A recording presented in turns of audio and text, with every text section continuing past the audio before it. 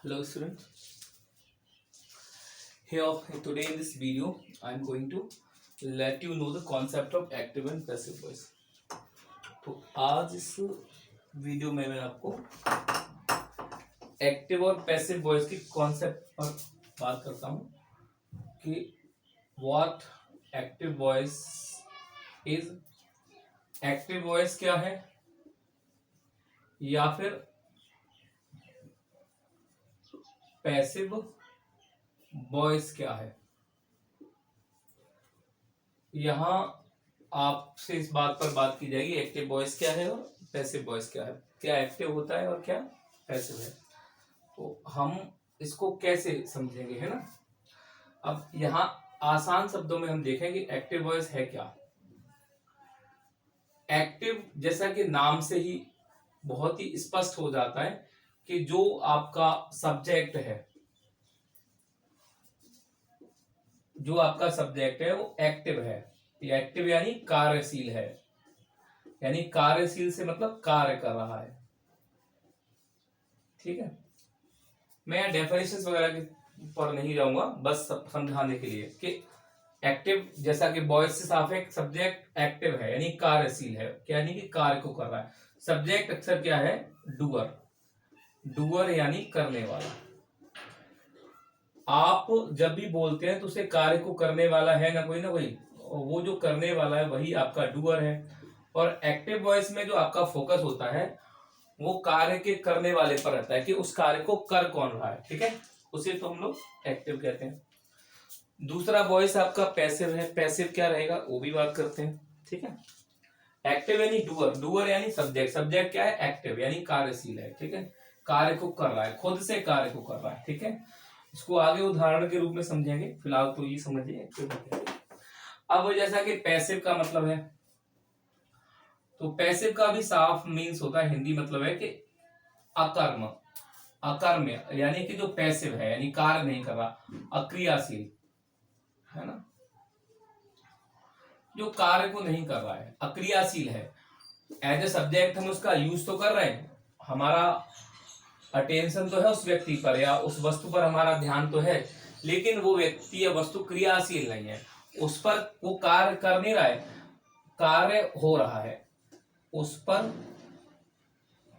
कार्य हो रहा है, वो कार्य नहीं कर रहा बल्कि उस कार्य का वो रिसीवर है, उसके ऊपर उस कार्य को किया जाता है, तो वो क्रियाशील हो जाता है, वो सब्जेक्ट पैसिव में चला जाता है। तो यही वॉइस का डिफरेंस है एक्टिव और पैसिव का। पैसिव वॉइस के साथ क्या है, एक और बात जो आपको समझनी पड़ेगी यहाँ, कि पैसिव ये कह रहा है कि कार्य पूर्ण है। अक्सर कार्य की स्थिति जो है वो थर्ड फॉर्म से एक्सप्लेन होती है। पास्ट वर्ब की 3 फॉर्म्स में हम लोग जो होती है 4 फॉर्म देखेंगे। पहली फॉर्म जो होती है वो बेस फॉर्म होती है। ठीक है, कोई भी वर्ब अपने बेस फॉर्म में होती है जनरली, जैसे गो वर्ब के रूप में ये बेस फॉर्म में है। इसका सेकेंड फॉर्म को हम लोग पास्ट फॉर्म कहते हैं, जैसे गो का पास्ट फॉर्म आपका वेंट हो जाता है। इसका जो थर्ड फॉर्म है उसको पास्ट पार्टिसिपल कहा जाता है, पास्ट पार्टिसिपल। ठीक है, पार्टिसिपल, पास्ट पार्टिसिपल कहा जाएगा इस वर्ब की थर्ड फॉर्म को, जो कि गो के केस में गॉन होता है। ठीक है, तो ये तो वर्ब का पहली आपकी फर्स्ट फॉर्म होती है जिसे बेस फॉर्म कहा जाता है। ये इसकी सेकेंड दूसरी फॉर्म है, ये इसकी तीसरी फॉर्म है। वर्ब की एक और फॉर्म होती है जिसको हम लोग in general ING form of verb कहते हैं, आईएनजी फॉर्म, जिसको ग्रामेटिकली हमें कहना है प्रेजेंट पार्टिसिपल, जो कि व्याकरण के दृष्टि से प्रेजेंट पार्टिसिपल है। होता क्या है, जो बेस फॉर्म ऑफ वर्ब है उसमें हम लोग आईएनजी ऐड करते हैं, जैसे गो में आईएनजी जोड़ने पर ये हो जाता है गोइंग।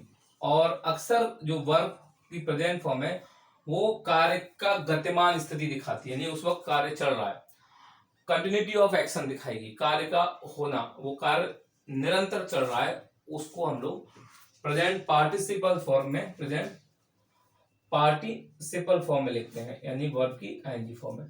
तो ये 4 फॉर्म ऑफ वर्ब में सारे पैसिव जो होते हैं वो वर्ब की केवल और केवल ये जो पास्ट पार्टिसिपल थर्ड फॉर्म है इसी में लिखे जाते हैं। तो इसमें वर्ब फॉर्म को तो याद करने की जरूरत नहीं है आपको, एक ही वर्ब फॉर्म है, वो है पास्ट पार्टिसिपल, यानी वर्ब का क्रिया का तीसरा रूप जो रहता है। ठीक है, इंग्लिश में जो क्रिया का तीसरा रूप है, जिसे ग्रामर में हम लोग व्याकरण से हम लोग से पास्ट पार्टिसिपल कहते हैं, वो सीखा। और वो अक्सर क्या होता है रेगुलर और इरेगुलर वर्ब में, रेगुलर में तो ईडी या अक्सर टी जोड़ने पर खत्म हो जाता है। ठीक है, और इरेगुलर में स्पेलिंग चेंजेस होते हैं, यानी कुछ स्पेलिंग्स में बदलाव हो जाते हैं, है ना, इनको थोड़ा याद करना पड़ता है। ये इरेगुलर वर्ब के लिए, ये रेगुलर वर्ब के लिए। ठीक है, रेगुलर वर्ब तो अक्सर ईडी या टी से खत्म हो जाएंगी, पर कुछ जो इरेगुलर वर्ब है उसमें स्पेलिंग चेंज, जैसे सिंग है तो अक्सर इस तरह से आईएनजी में आई पहले पास्ट में ए में बदलता है, यहां सेंड, और यहाँ SUNG संग यू में बदल जाता है। ठीक है, तो पार्ट आपका पैसिव में आपको केवल ये वाली फॉर्म लेनी है, पैसिव वॉइस के लिए केवल आपको थर्ड फॉर्म ऑफ वर्ब का ही यूज करना है, बाकी पैसिव में और कोई फॉर्म ऑफ वर्ब का प्रयोग नहीं होगा, इसका याद रखें। इनका पैसिव से कोई संबंध नहीं है, पैसिव का संबंध सिर्फ वर्ब की थर्ड फॉर्म में। अच्छा, यहाँ क्योंकि हम लोग कई बार हिंदी मीडियम के विद्यार्थी रहते हैं, तो ये भी समझना जरूरी है कि पैसिव में चीजों को कैसे लिखना है। जैसे दो वाक्य है, मान लीजिए, एक है the cat killed a mouse. ठीक है, दूसरा वाक्य है यही, a mouse was killed by the cat.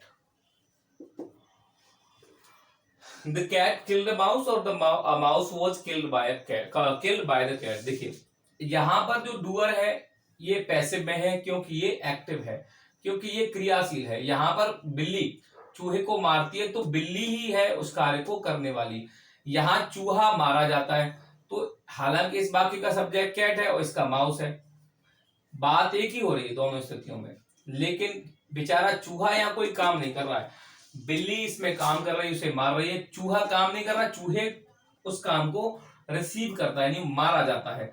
तो अक्सर वर्ब जो होती है मारा गया, मारा गया। देखिए मारा गया पैसिव में वर्ब अक्सर इस तरह से, और यहां मारा तक या मारता था, है ना, तो मारा और मारा गया। तो अक्सर क्या होता है कि हिंदी में वर्ब में ये गया, यानी कुल मिला के देखा जाए तो मैं बता रहा हूं किस तरह से जुड़ेगा, देखें। ठीक है, तो यहां इसमें तो एक्टिव है क्योंकि कार्य कर रहा है, उसमें पैसिव है क्योंकि सब्जेक्ट क्रियाशील नहीं है बल्कि उसके ऊपर कार्य किया जा रहा है। ठीक है, देखो जैसे अक्सर जैसे एक वर्ब है पढ़ना, और पढ़ने को इंग्लिश में हमेशा टू के साथ एक्सप्रेस किया जाएगा, जब भी वर्ब ना के साथ खत्म हो रही होगी तो अक्सर उसको टू लगा के लिखा जाता है, जैसे पढ़ना तो टू रीड हो जाएगा। ठीक है, अच्छा ये एक्टिव वॉइस है, इसका पैसिव होगा पढ़ा जाना। ठीक है, यानी पढ़ना पढ़ा में बदला और साथ में जाना और जुड़ गया, यानी पढ़ा और यहां साथ में जाना जुड़ा, इसलिए ये पैसिव है। तब इसको लिखा जाएगा टू, बी की फॉर्म ऑफ वर्ब ली जाती है, पैसिव में बी को लेना जरूरी है, और बी के साथ इसकी फॉर्म को थर्ड लिया जाएगा। रीड को हालांकि स्पेलिंग सेम रहती है लेकिन प्रोनाउंसिएशन बदलकर रैड बोलते हैं, टू बी रैड। ठीक है, तो पढ़ना तो टू रीड है लेकिन पढ़ा जाना टू बी रेड है। ठीक है, जैसे देखो एक और उदाहरण समझो, जैसे पकाना, एक्टिव में बात पकाना करके रही होगी और पैसिव में वही हो जाएगी पकाया जाना। ठीक है, तो ये पकाना है तो कुक है, सॉरी टू के साथ, टू कुक है, और पकाया जाना है तो टू के साथ एक टू के आगे बी फॉर्म में वर्ब लग जाएगी और ये थर्ड फॉर्म में बदल के कुक्ड हो जाएगा, टू बी कुक्ड। ये एक्टिव और ये पैसिव फॉर्म में चला गया आपका। ठीक है, आपको करना क्या होता है, केवल ए जो फॉर्म ऑफ वर्ब है इसको फर्स्ट फॉर्म से लेकर थर्ड फॉर्म में, जैसे प्ले है मान लो सपोज, अब प्ले है तो पास्ट फॉर्म में पास्ट पार्टिसिपल में प्लेड हो जाएगा, तो प्ले को तो हम लोग एक्टिव फॉर्म में, लेकिन अगर इसके साथ बी फॉर्म नहीं लेंगे तो फिर ये किसी टेंस को क्लियर नहीं कर पाएगी या पैसिव फॉर्मेशन को क्लियर नहीं करती है। तो होना क्या है कि पैसिव में जब भी रहेगा आपके पास जो पैसिव रहेगा, ठीक है, पैसिव की विशेषता ये है कि बी और प्लस पास्ट पार्टिसिपल, यानी बी के साथ यहां पास्ट पार्टिसिपल का होना बहुत आवश्यक रहेगा। यानी बी रहेगी और पास्ट भी थर्ड फॉर्म, जैसे बी और टीच को अगर थर्ड फॉर्म में टॉट कहा जाएगा तो बी टॉट, बी टॉट, है ना। ये पैसिव फॉर्मेशन। बी कंप्लीटेड, ये पैसिव फॉर्मेशन है ना। बी संग, ये पैसिव फॉर्मेशन है, ये पैसिव में वाक्य है। ये जो बी होता है ये कई बार मैं आपको बता चुका हूं, ये अपने प्रेजेंट में और पास्ट में इसके फॉर्म है। प्रेजेंट में ये हो जाता है इज, एम, आर। यहां ये भी जरूरी है कि इज कब होगा, एम कब। इज होगा सिंगुलर सब्जेक्ट के साथ, एम आपका होगा प्लूरल सब्जेक्ट के साथ, और आर होगा आपका, सॉरी, एम होगा आई के साथ। देखिए इज कब होगा, सिंगुलर सब्जेक्ट, जब आपका सब्जेक्ट सिंगुलर है। सिंगुलर सब्जेक्ट कौन से होते हैं, वो है आपके ही, सी, इट, और सिंगुलर फॉर्म में किसी का नाम, ये तो सिंगुलर है, ठीक है। या कोई भी कॉमन नाउन, कोई भी कॉमन नाउन, वो आपका सिंगुलर है, जैसे काउ, बॉय, गर्ल, कुछ भी, ये सिंगुलर है। एम कब का यूज है, जब आपके पास आई है एज ए सब्जेक्ट। आर कब यूज होगा, प्लूरल सब्जेक्ट, प्लूरल है। प्लूरल सब्जेक्ट कौन से हैं आपके, प्रेजेंट के दृष्टिकोण से देखा जाए तो प्लूरल में आपके आ जाता है वी, ठीक है, you, they, and common nouns in plural. Common यानी सिंगुलर नाउन के कॉमन नाउन अपने प्लूरल फॉर्म में हो, यानी एस के साथ आ रही हो, तो वो सब्जेक्ट आपके प्लूरल हो जाएंगे। बी को इस तरह से समझना है, इज, एम, आर, इस तरह रहेगा आपका, ठीक है। तो इज, एम, आर, बी क्या होता है, वो इज, एम, आर में या प्रेजेंट में, और पास्ट में यही बी जो होता है वो वॉज, या बी आपका बदल के हो जाता है वॉज, सिंगुलर के लिए वॉज, वर्ब, वॉज और वर्ब हो जाएगा। इज, एम, आर और वॉज और वर्ब हो जाएगा। जैसे बी प्लस संग, तो ये हो जाएगा वॉज प्लस संग, है ना। ऐसे पैसिव में हो जाएगा, इस तरह से पैसिव में हो जाता है। पैसिव का हमें यहां याद रखना होता है कि एक्टिव से पैसिव में चीजें इस तरह हो जाएंगी, ठीक है। ये पैसिव आप लोग याद रखेंगे। तो ये बी आपका वॉज बदल के, या पास में यहां बी का आपका वर में बदल के इस तरह हो जाएगा वर, ऐसे वर संग हो जाएगा, है ना। ये बी संग, और इस तरह से वॉज संग या वर संग, बी, ये आपको याद रखना होता है, ठीक है। अब इसमें एक चीज और है जो हम लोग टेंस वाइज भी समझेंगे सारी चीजों को, कि किस तरह से चेंज किया जाता है। देखिए, किसी भी वाक्य को आप ऑब्जर्व करेंगे तो पैसिव के लिए एक शर्त ये होती है कि वर्ब आपकी ट्रांजिटिव होनी चाहिए, यानी वर्ब के बाद ऑब्जेक्ट आना चाहिए। और अक्सर ये पैटर्न है इंग्लिश का, सब्जेक्ट, फिर वर्ब, देन कम ऑब्जेक्ट, और फिर आपके इंग्लिश में आते हैं कॉम्प्लीमेंट, इस तरह से, ठीक है। अच्छा, हिंदी वाक्य का, ये तो इंग्लिश वाक्य का एक ऑर्डर है। इंग्लिश में तो ये ऑर्डर होता है, लेकिन हिंदी का ऑर्डर थोड़ा आपका बदल जाता है। हिंदी के ऑर्डर में क्या है, सब्जेक्ट शुरुआत में दोनों स्थितियों में, इंग्लिश में भी सब्जेक्ट अक्सर आगे होता है और हिंदी में भी, लेकिन ये ऑब्जेक्ट बदल जाता है। जहां ऑब्जेक्ट है वहां वर्ब आ जाती है, और जहां वर्ब है वहां ऑब्जेक्ट, सॉरी, हाँ, जहां वर्ब है वहां ऑब्जेक्ट, जहां ऑब्जेक्ट है वहां वर्ब हो जाता है। सब्जेक्ट आता है, फिर आपका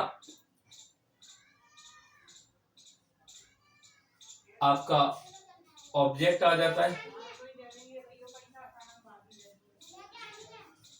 सॉरी, सब्जेक्ट के बाद आपका कॉम्प्लीमेंट अक्सर आ जाता है हिंदी में, फिर आपका ऑब्जेक्ट आ जाता है, और वर्ब आपकी लास्ट में चली जाती है, ठीक है। ये थोड़ा है, तो हमें यहाँ पूरे वाक्य में ऑब्जर्व करना है, हमारी वर्ब पीछे है उसे हमें सब्जेक्ट के बराबर से ले आना है इंग्लिश में, और जो कॉम्प्लीमेंट सब्जेक्ट के शुरुआत में हिंदी में उसे पीछे ले जाना, मतलब आगे पीछे थोड़ा ऑर्डर इस तरह से बदल लेना है हमको। ये चीजें थोड़ी ध्यान रखनी है कि जहां सब्जेक्ट है अक्सर वहां ऑब्जेक्ट, जहां ऑब्जेक्ट है वहां सब्जेक्ट कर देना है, ठीक है। ये चेंजेस थोड़े होते हैं, है ना, इसको ऑब्जर्व करेंगे। अब देखिए कैसे करना है हमको। जैसे कोई वाक्य एक्टिव से पैसिव में क्या करना है ना, जैसे राम है, राम ओपन्स द डोर, एक वाक्य हमने पढ़ा है राम ओपन्स द डोर। अब हम ऑब्जर्व करें कि राम ओपन्स, राम ने खोला, लेकिन क्या वॉट, क्या खोला, अच्छा वॉट का आंसर अक्सर ये है, क्या खोला उसने, दरवाजा। तो ये जो वॉट है ये यहाँ ऑब्जेक्ट है, और किसने खोला, राम ने, तो ये यहाँ सब्जेक्ट है, ठीक है, ये वर्ब है अपने आप में, ठीक है, ये एक्टिव है क्योंकि राम को ही हम लोग एड्रेस कर रहे हैं और राम ही इस काम को कर रहा है, ठीक है। अब ये वॉइस आपकी एक्टिव है, अब इसको पैसिव में कैसे बदला जाएगा, ठीक है। पैसिव में बदलने के लिए आपको क्या करना है, जैसे राम ओपन्स द डोर है, तो जहां राम है वहां डोर को ले आओ, ठीक है, राम है वहां डोर को ले आओ, यानी द डोर, ठीक है। फॉर्म ऑफ वर्ब को क्या करना है, ये बेस फॉर्म ऑफ वर्ब ऐसे इसके साथ प्रेजेंट फॉर्म में है, लेकिन आपको पैसिव में हमेशा वर्ब को बी में बदलना है, यहाँ पहले आप कुछ मत करो, पहले इतना कर लो बी, ठीक है, बी ले लो और ये फॉर्म को यहाँ थर्ड फॉर्म में कर दो ओपन। अभी मैं दूसरी तरह से समझा रहा हूँ, ठीक है, बी ओपन और राम को जहां ऑब्जेक्ट है वहां बाय लगा के ले जाओ, एजेंट बना दो, बाय राम, इस तरह इसको एजेंट कहा जाता है, ठीक है। तो door be open by Ram, लेकिन अब होना क्या है, हालांकि ये सही है स्ट्रक्चर वाइज, लेकिन करना क्या है कि ये बी को इसके प्रेजेंट, क्योंकि प्रेजेंट टेंस है इसलिए प्रेजेंट फॉर्म में लाना है। अब यहाँ ऑब्जर्व करना है डोर, तो डोर क्या है, सिंगुलर सब्जेक्ट है, तो इसलिए द डोर की डोर रहेगा अपनी जगह, ठीक है, लेकिन बी सिंगुलर सब्जेक्ट में क्या हो जाती है, एज हो जाती है, तो एज हो गई, ठीक है, द बी बदल दे बस इसमें, the door is opened by Ram, इस तरह से आपका कन्वर्ट हो गया है ना, the door is open by Ram. अच्छा ये टेंस चार्ट आपको उपलब्ध हो जाएगा या मैं लिखवा दूंगा, करा दूंगा, ठीक है, देखिएगा, जैसे बी, जैसे सिया